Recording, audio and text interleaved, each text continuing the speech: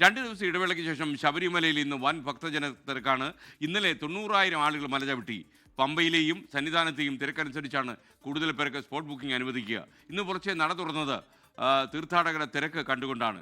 MG Pratheesh തിരക്ക് പിടിച്ച ശബരിമലയിൽ നിന്ന് തത്സമയം ചേരുന്നു. പറയൂ പ്രതീഷ്, ഗുഡ് മോർണിംഗ്.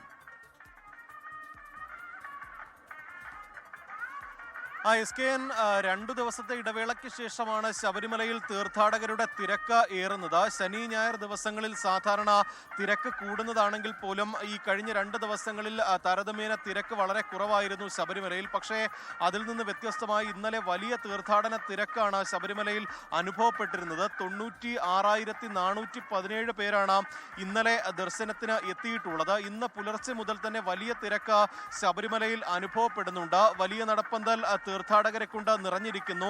ഈ മരക്കൂട്ടം ഭാഗത്ത് ഉൾപ്പെടെ തീർത്ഥാടകരുടെ നീണ്ട നിരയുണ്ട്. പക്ഷേ മണിക്കൂറുകൾ കാത്തു നിൽക്കേണ്ട ഒരു സാഹചര്യം നിലവിലില്ല. കൃത്യമായ നിയന്ത്രണങ്ങളോടെ തീർത്ഥാടകരെ പമ്പയിൽ നിന്ന് കടത്തിവിടുന്നുണ്ട്. നിലവിൽ ഈ നിലയ്ക്കലാണ് spot booking counter തുറന്നിട്ടുള്ളത്.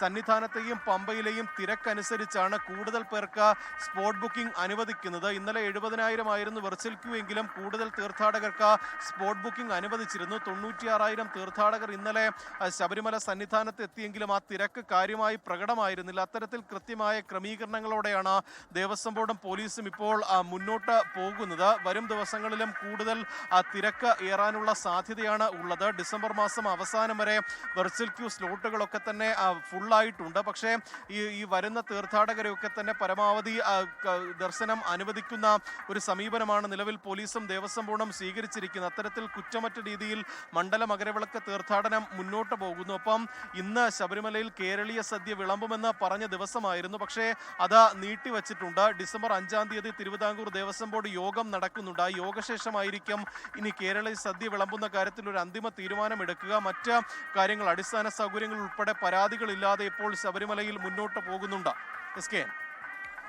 Okay, thank you. ലോകത്തെവിടെയായാലും ഏത് സമയത്തും 24 വാർത്തകളും ഓഗ്മെന്റഡ് റിയാലിറ്റി പാക്കേജുകളും എക്സ്പ്ലെയിനറുകളും വിശദമായി കാണാൻ ഞങ്ങളുടെ യൂട്യൂബ് ചാനൽ നിങ്ങൾക്ക് സബ്സ്ക്രൈബ് ചെയ്യാം.